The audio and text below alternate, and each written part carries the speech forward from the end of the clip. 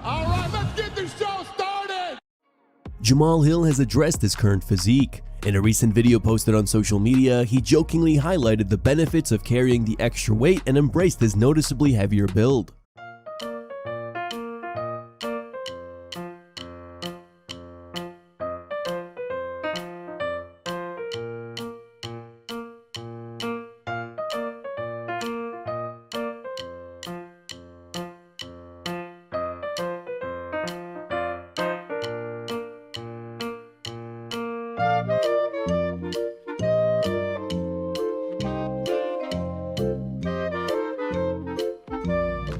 Chanco made his UFC debut yesterday in Abu Dhabi, taking on fellow newcomer Damian Szepecki.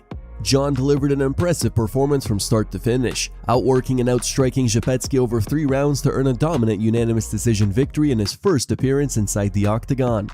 Chanco's victory sparked plenty of reactions across the MMA world. Alan Joban wrote, "One of the better variety of elbow performances I've seen in the octagon." Lerone Murphy said, "Chanco is slick." Bilal Muhammad said, "Chanco's striking is so crisp." Terrence McKinney commented, "Man, excellence clinch work best I've seen in UFC, sheesh, them short elbows are nasty." Aaron Bronstetter said, "His striking is elite, but perhaps the most impressive part of his game is his striking defense. He can land with volume and be completely evasive." Right after the fight, Chanco called his mom to share the news of his victory.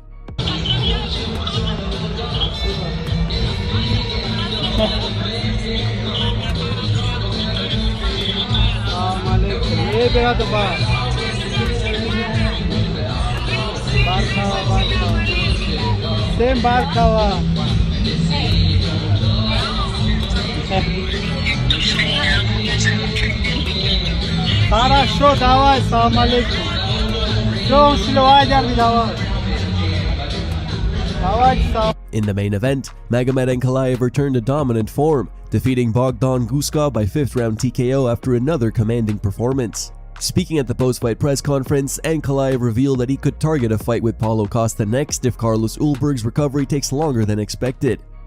Mike Davis is clearly frustrated following his unanimous decision loss to Nurullo Aliev at UFC Abu Dhabi.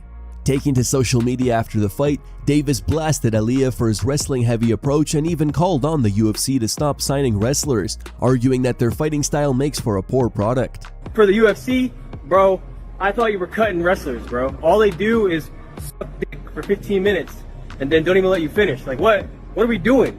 You've been cutting undefeated people on streaks all the time for wrestling. This isn't RAF, bro. This is gay. That is gay, bro. I wanted to fight. I felt good. I took this fight. I'm sick. I've been sick all week. And I still went out there and fought, and I felt great. I felt amazing. I didn't take a deep breath the entire fight. I was fine. Just gay people, bro, in the UFC. Get them out of here. Stand with me. So I just want to bang, bro. I just want to bang. UFC light heavyweight veteran Dustin Jacoby has shared a health update following his 2nd round knockout loss to promotional newcomer Muhammad Saidov at UFC Abu Dhabi. Jacoby entered the fight as the betting favorite, but Saidov delivered a spectacular performance, scoring a highlight reel knockout in an impressive UFC debut. As it turns out, the loss may have been even more costly for Jacoby. In a post on social media, the veteran revealed that he believes he may have broken his arm in the opening round of the fight. He wrote, "Appreciate the support, guys. Caught my right arm early in the fight and think I may have broke it. Part of me is certain, the optimistic side is remaining hopeful. I hope I'm wrong. I'll get x-rays first thing when I get back home. Sometimes you're the hammer, sometimes you're the nail, but I will always be the man in the arena." Islam Makhachev is in preparation for his upcoming title defense at UFC 330. This time, a hilarious video has surfaced online showing an elderly man demonstrating techniques to use to beat Garry.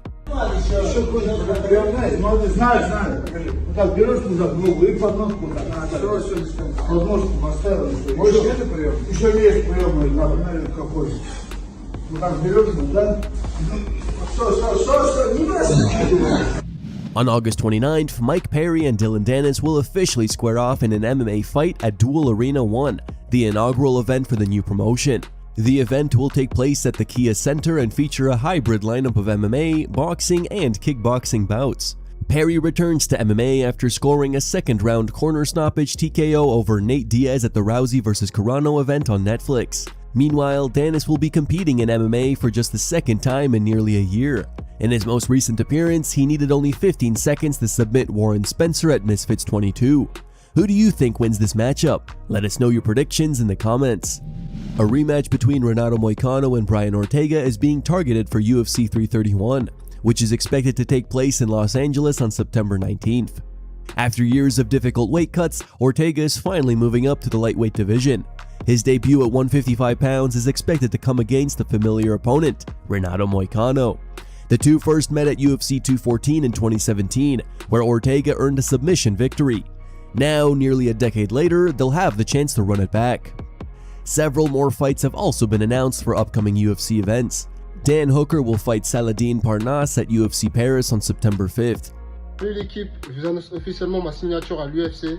Je vous donne rendez-vous à l'UFC Paris le 5 septembre en main event contre Dan Hooker. Patricio Pitbull will fight Doo Ho Choi at UFC 331 on September 19th. Casey O'Neill will fight Eduardo Mora at UFC 331. Andre Lima will fight Namzrai Badbayer at UFC Shanghai on August 29th. Nasrat Haqparast will fight Chris Padilla at UFC Sacramento on August 22nd. Dan Ige will fight David Martinez at UFC Noche on September 12th. And after days of speculation, it's now official. Colby Covington will face Bilal Muhammad at RIF 13 on September 19th. The highly anticipated wrestling matchup has finally been confirmed, setting up another showdown between the two longtime rivals after weeks of back-and-forth exchanges. Ian Machado Garry has stirred up controversy with a recent interview ahead of his UFC title fight against Islam Makhachev. His comments quickly sparked debate among fans and fellow fighters. Now, UFC featherweight Bryce Mitchell has weighed in, strongly criticizing Garry's remarks and calling him a demonic lie from hell. Alright, 3 strikes and Ian Garry's out. The first strike, he made fun of Neil Magny for spanking his boy. When your boy acts up, you spank him on the butt. Shut up, Ian. You gotta spank your kids. You spare the rod, your child will be unruly. That's biblical, straight out of the Bible. Number 2, it's the worst of all. He says that the women ought to rule the world and rule the household. That is a demonic lie from hell. The man is the leader of the household. We have qualities that make us great leaders and great protectors. Women do not have that. They are nurturers. They can make some decisions, but they're not the head of the household as described in the Bible. You need to read the Bible, Ian.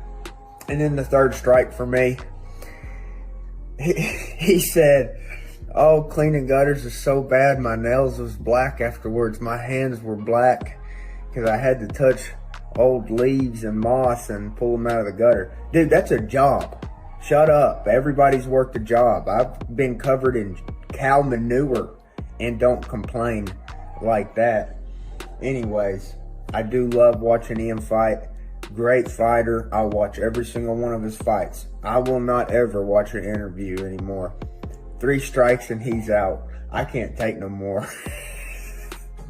Dana White stirred up plenty of discussion after posting a message to his Instagram that read, "The only real toxic masculinity is the absence of masculinity." The timing caught fans' attention, coming shortly after Ian Machado Garry made headlines by saying he feels more masculine by embracing his feminine side and suggesting that the world would be a better place if women were running it. Many online were quick to speculate about the contrast between the two messages. Here are the top 3 memes found on the internet. Number 3 meme was posted by MMA on Point. Number 2 meme was posted by Out of Context MMA. And number 1 meme was posted by Smash Talk.